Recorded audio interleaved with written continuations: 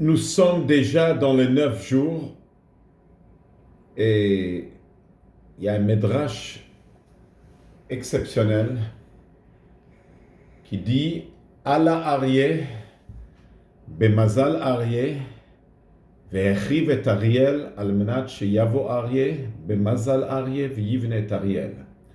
Le lion est monté dans le mazal du lion, il a détruit le lion de Dieu, à condition que le lion vienne dans le mazal du lion et construit le lion de Dieu.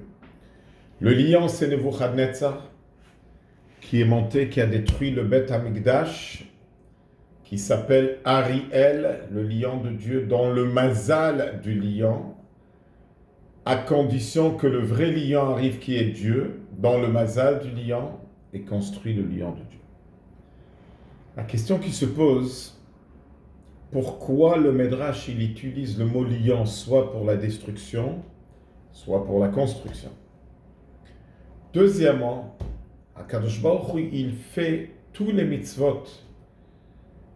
Comme ça c'est marqué. Magid varav li'Yakov hukam mishpatav l'Israël. Alors comment ça se fait? Akadosh Baruch Hu, il écrit clair dans la Torah qu'il ne faut pas détruire celui qui enlève juste une pierre du Mizbeach. Il transgresse l'ota suken l'Hashem Elokechem. Et si Akadosh Baruch Hu, il veut vraiment, il voit que le peuple juif ne mérite pas avoir le Beth Amikdash, il y a des moyens de cacher tout le Beth Amikdash, comme le premier Mishkan dans le désert, il a été caché. Les poutres, tout le Mishkan, aujourd'hui se trouve à Jérusalem, profondément dans la terre, dans l'endroit du Beth Amikdash. Comme ça, il dit la Gemara dans Masechet Sota. Alors pourquoi il fallait passer par la destruction du Beth Amikdash? Ce Midrash est en train de nous expliquer qu'on réalise que toute la destruction, c'est juste pour arriver à une meilleure construction. Comme il y a dans les lois de Shabbat, c'est marqué qu'on n'a pas le droit de détruire, on n'a pas le droit de construire, mais celui qui construit, il va être puni. Celui qui a détruit, c'est interdit de le faire, mais il ne va pas être puni. Mais qu'est-ce qui se passe avec une personne qui prend un verre en plein Shabbat et il le brise? La halakha, elle dit qu'il n'est pas considéré quelqu'un qui détruit, il est considéré quelqu'un qui construit. Pourquoi? Parce qu'au moment qu'il a brisé le verre, il a calmé ses nerfs, il a construit. De cette halakha, on comprend quelque chose d'extraordinaire. Que des fois, une destruction est considérée construction. C'est comme on n'a pas le droit de construire, de détruire une synagogue, mais si on détruit pour construire une meilleure synagogue, on a le droit. C'est pareil aussi, il y a eu une destruction, mais toute la raison de la destruction, c'est pour construire un meilleur Beth Amikdash, parce que le premier et le deuxième ont été construits par un être humain, dit le Zohar, ça n'a pas tenu, mais le troisième va être construit par Dieu, ça va être éternel. Là, on comprend qu'il y a une autre façon, le Rabbi est en train de nous dire qu'il y a une autre façon de regarder sur ces 9 jours.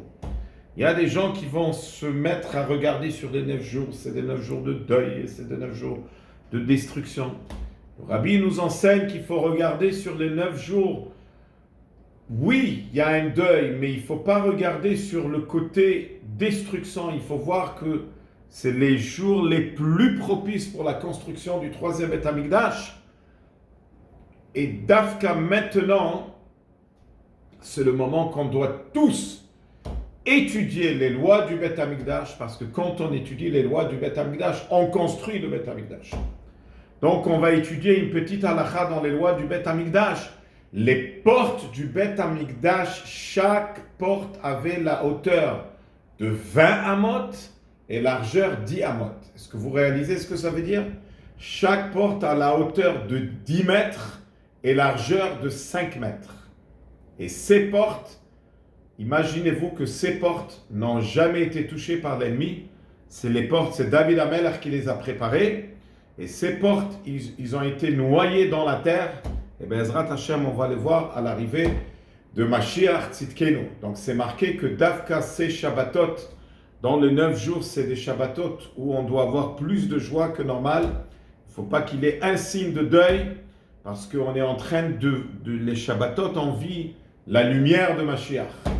Alors qu'on puisse mériter que cette année, Tisha B'Av, on va le célébrer avec Mashiach Tzidkenu. Shabbat Shalom.